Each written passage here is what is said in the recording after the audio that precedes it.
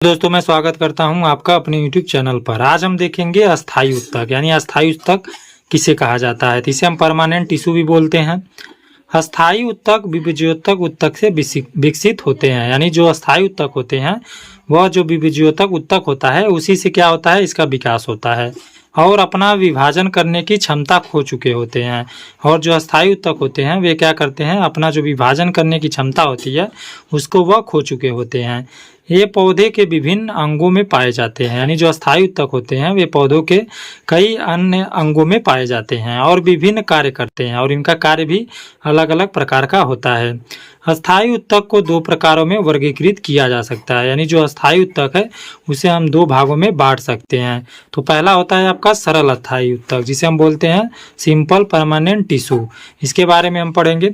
इसमें एक ही प्रकार की कोशिकाएं होती हैं, यानी जो सरल अस्थायी उत्तक होते हैं इसमें एक ही प्रकार की कोशिकाएं होती हैं। पहला होता है पैरनेकाइमा, यानी जो सरल अस्थायी उत्तक होता है इसमें भी टाइप्स होते हैं। तो पहला होता है पैरनेकाइमा। ये पतली दीवार वाली कोशिकाएं होती हैं जो भोजन का संग्रहण, प्रकाश संश्लेषण और शोषण जैसे कार्य करती हैं। यानी जो पैरनेकाइमा होती हैं इनकी दीवारें जो होती हैं पतली होती हैं और यह भोजन संग्रहण करने का काम करती हैं, यानी यह प्रकाश संश्लेषण के माध्यम से भोजन को तैयार करती हैं। कोलेनाकाइमा क्या होती है, यह मोटी दीवार वाली कोशिकाएं होती हैं, यानी इसकी जो दीवारें होती हैं मोटी होती हैं जो पौधों को यांत्रिक सहायता प्रदान करती हैं। या क्या करती हैं, अंदर से इसको मजबूत करती हैं। स्क्लेरेनेकाइमा क्या होती है, यह मृत कोशिकाएं होती हैं जिनकी दीवारें लिग्निन से बनी होती हैं और ये पौधों को दृढ़ता प्रदान करती हैं। स्क्लेरेनेकाइमा क्या होती हैं, ये मृत कोशिकाएं होती हैं जिनकी दीवारें लिग्निन की बनी होती हैं और ये पौधों को क्या करती हैं, दृढ़ता यानी मजबूती प्रदान करती हैं। इसी में होता है जटिल अस्थायी उत्तक, यानी जो अस्थायी उत्तक होते हैं वे दो टाइप्स के होते हैं। पहला होता है सरल अस्थायी उत्तक जिसमें 3 टाइप्स होते हैं, हमने पढ़ा।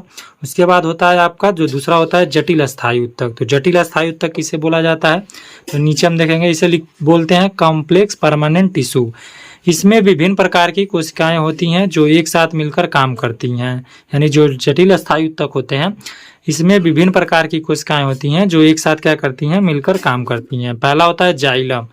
यह पौधों में जल और खनिज लवण का वहन करती हैं, यानी जो जाइलम होता है उसका काम होता है पौधों में जल और खनिज लवण का वहन करना, यानी एक स्थान से दूसरे स्थान पर पहुंचाना।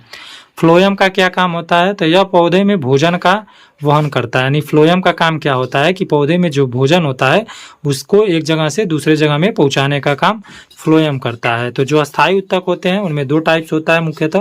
पहला होता है सरल अस्थायी उत्तक और दूसरा होता है जटिल अस्थायी उत्तक।